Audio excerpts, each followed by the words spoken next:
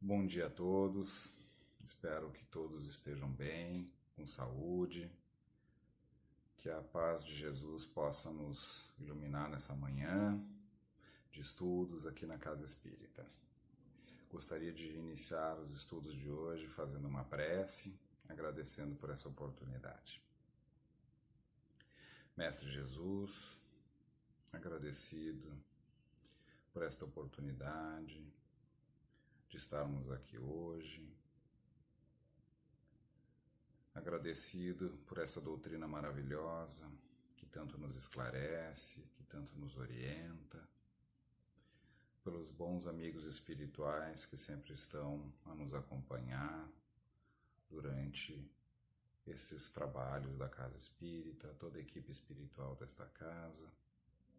Agradecemos, Mestre amado, por toda esta oportunidade e pedimos que possamos ter um trabalho com orientação, que possamos nós absorvermos um pouquinho mais o conhecimento deste capítulo maravilhoso do Evangelho segundo o Espiritismo. Que assim seja, Mestre amado.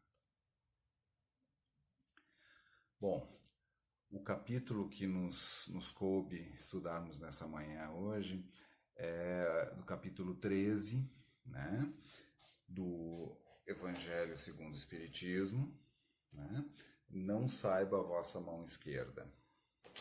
E ele nos fala muito claramente sobre a questão da caridade, né?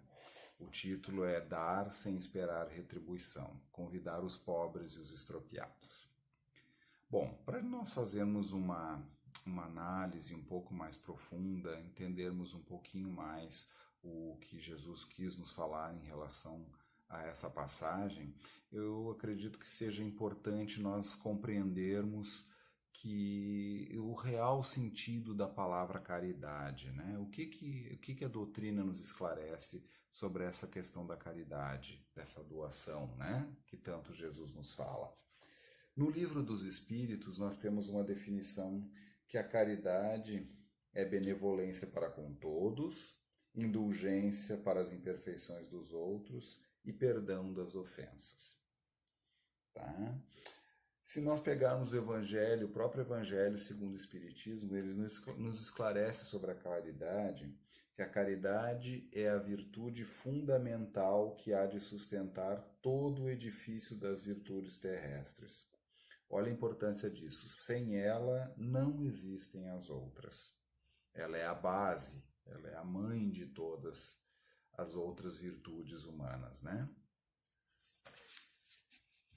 E ainda podemos pegar a definição de Paulo, que muito nos orienta, né? Na sua carta aos Coríntios, no capítulo 13, ele nos fala assim: a caridade é paciente, a caridade é prestativa, não é invejosa, não se ostenta, não se incha de orgulho, nada faz de inconveniente, não procura o seu próprio interesse, não se irrita, não guarda rancor.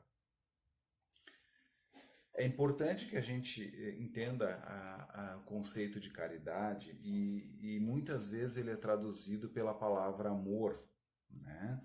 Dentro de algumas traduções do Evangelho.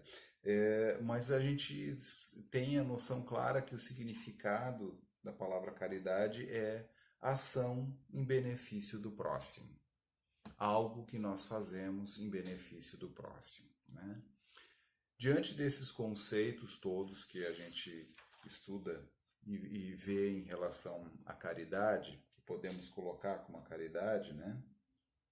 Nós podemos também colocar a questão básica, né? Que Kardec nos esclareceu. Toda a moral de Jesus se resume na caridade e na humildade. Isto é, nas duas virtudes, contrárias ao egoísmo e ao orgulho. As duas virtudes mais importantes que nós podemos desenvolver, né? Seria a caridade e a humildade, né? E muito disso está nessa passagem de dar sem esperar retribuição. Convidar os pobres e os estropiados. O que Jesus nos fala? Lá no Evangelho de Lucas, no capítulo 14, nos versículos de 12 a 15, ele nos esclarece assim: Disse também aquele que o convidara: Quando derdes um jantar ou uma ceia, não convideis nem os vossos amigos, nem os vossos irmãos, nem os vossos parentes, nem os vossos vizinhos que forem ricos, para que em seguida não vos convidem a seu turno e assim retribuam o que de vós receberam. Quando derdes um festim, convidai para ele os pobres, os estropiados, os coxos e os cegos. E sereis ditosos por não terem eles meios de vô-lo retribuir, pois isso será retribuído na ressurreição dos justos.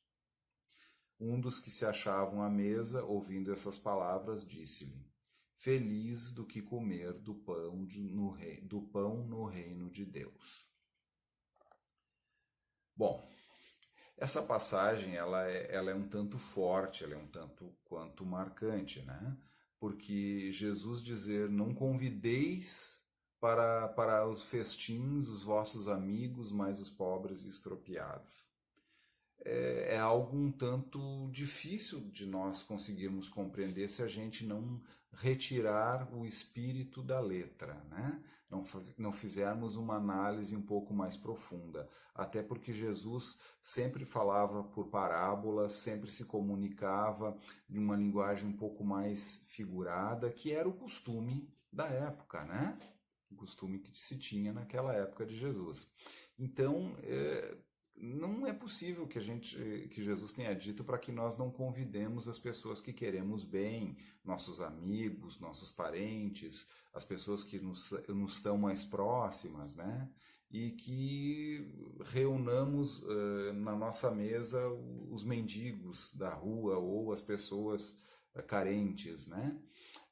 A linguagem que Jesus nos coloca às vezes nos escapa um pouquinho ao pensamento se nós levarmos realmente ao pé da letra, né? Então ele costumava fazer essas colocações porque elas transmitem, elas dão, aqui nos fala num efeito de um colorido vivo ao que está sendo proposto, né? E o que nós podemos entender dessa proposta de Jesus é: sereis ditosos por não terem eles meios de vô-lo retribuir, né? Ou seja, não devemos fazer o bem tendo em vista uma retribuição, esperando algum retorno, esperando uma paga pelo bem que façamos, né? Por isso Jesus comparou. Né? Por isso que ele compara ali que para nós convidarmos para as festas, vamos dizer, se programarmos uma festa, uma boda, né? Programarmos alguma comemoração, né? Como fazemos hoje, devemos entender que a gente sabe que nós normalmente vamos convidar aquelas pessoas com quem nós gostamos, né? Mas devemos ter no pensamento de praticar o bem. Não que nós não devamos ou não possamos convidar, e até inclusive é colocado isso bem claro ali nas instruções que os Espíritos nos passaram, sobre essa questão de a gente colocar isso num sentido mais literal, até dentro da nossa própria família. Quantas vezes nós temos pessoas que não têm uma condição tão boa, que não são as pessoas, vamos dizer assim, que são mais, vamos dizer assim, com melhores condições de vida, né? Por que não convidá-los também para os aniversários, para vamos dizer assim, as nossas comemorações, né? Até porque, de certa forma, nós vamos estar fazendo justamente uma menção a essa referência que Jesus nos fala, né? E isso vai nos fazer que a gente consiga, se nós conseguirmos praticar isso de maneira benevolente, sem ostentação, né? Nós vamos ter realmente dando uma sincera cordialidade, sendo cordiais com todos, nós conseguiremos praticar o bem de uma maneira mais profunda, né? Podemos praticar a caridade de uma maneira mais profunda. E por que faríamos isso? Alguns podem nos perguntar. Porque a caridade, ela é, vamos dizer assim, o bem maior que nós podemos desenvolver. Nos é bem claro aqui, é a mãe de todas as virtudes. Sem ela, não teremos as outras, não conseguimos desenvolver outras virtudes em nós. Né? Só por isso já seria motivo suficiente. Mas nós todos sabemos que quando praticamos o bem ou quando ajudamos o outro, no fundo, o grande ajudado somos nós mesmos, né? A felicidade que isso nos traz, o bem que isso nos faz, né? Isso tudo é algo muito grande, isso nos faz nos sentirmos muito bem, isso traz para nós um retorno muito grande mesmo. Todos nós que tivemos oportunidades e elas sempre aparecem, tá? A gente pode ficar certo de que sempre teremos essas oportunidades. Jesus nos deixou bem claro isso, né?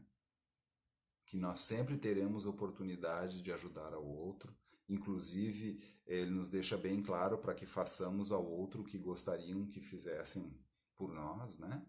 Bem, como o grande mandamento, né? Amai-vos uns aos outros. Né? Quando ele nos deixa este pensamento, quando nos deixa esse mandamento, ele nos diz bem claro qual é a nossa missão aqui na Terra.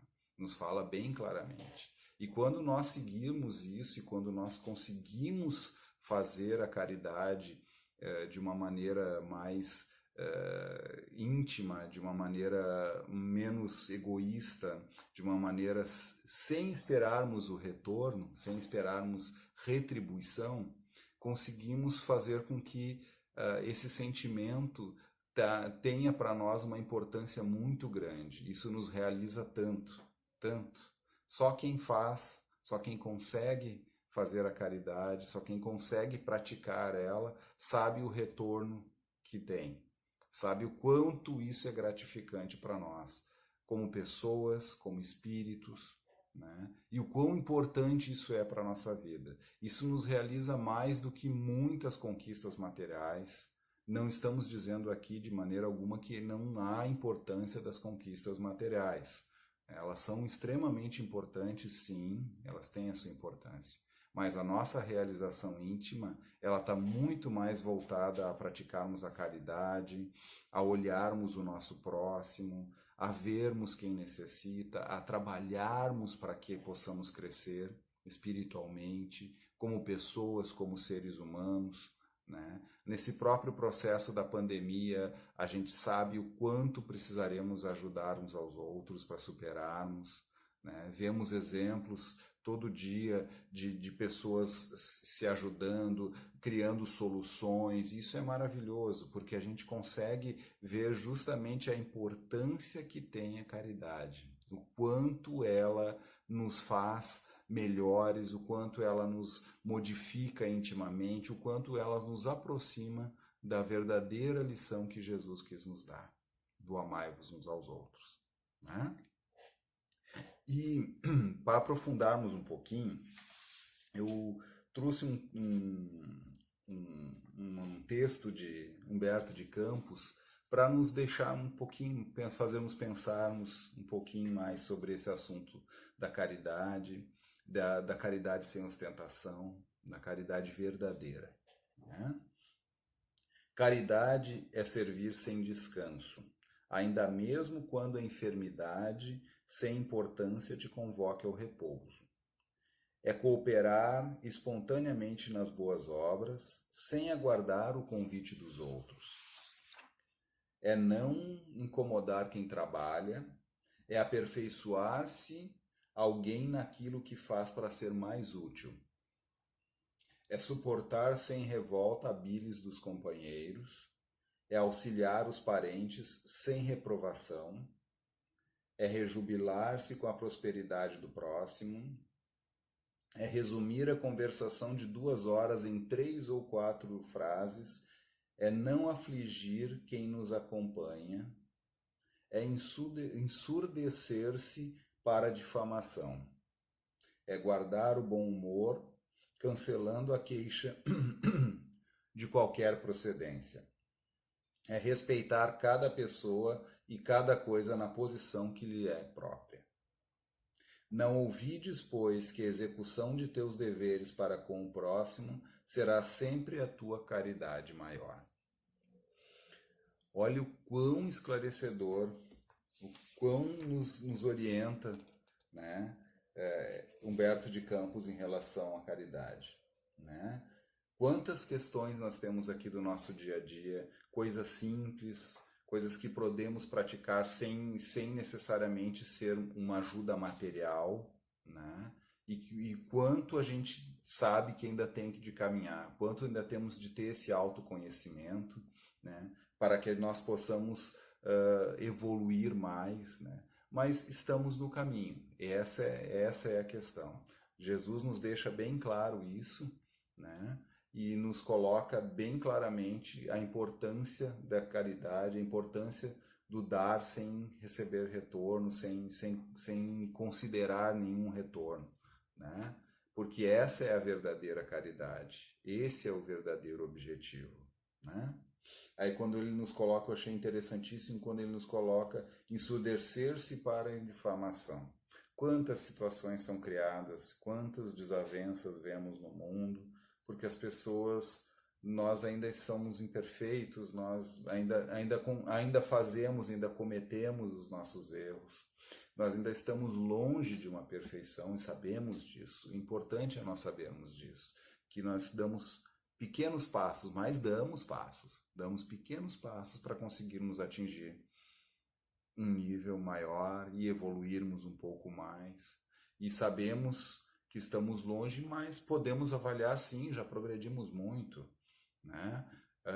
Não faz muito tempo nós nos achávamos graça de queimarem pessoas, iam milhares de pessoas assistirem cristãos sendo devorados por leões, né? Nós achávamos graça, quem sabe se nós não estávamos lá, né?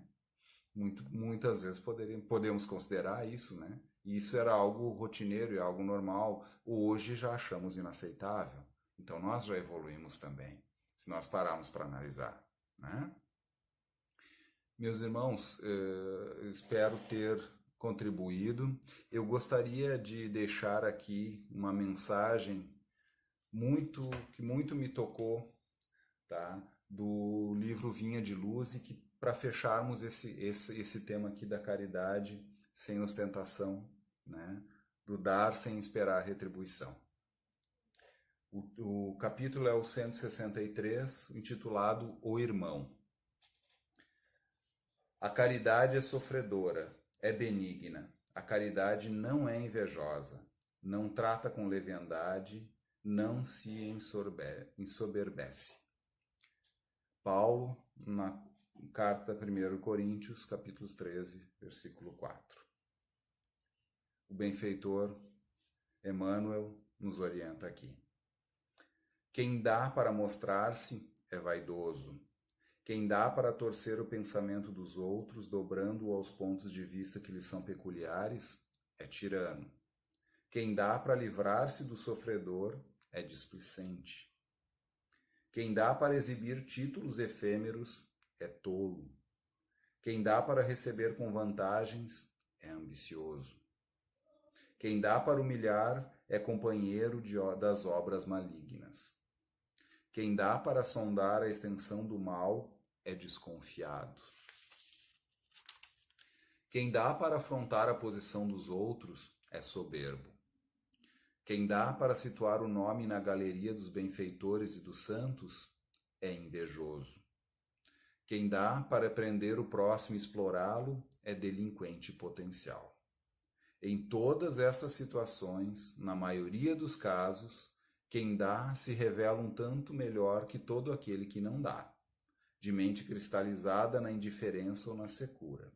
Todavia, para aquele que dá, irradiando o amor silencioso, sem propósitos de recompensa e sem mescla de personalismo inferior, reserva o plano maior o título de irmão. Meus irmãos,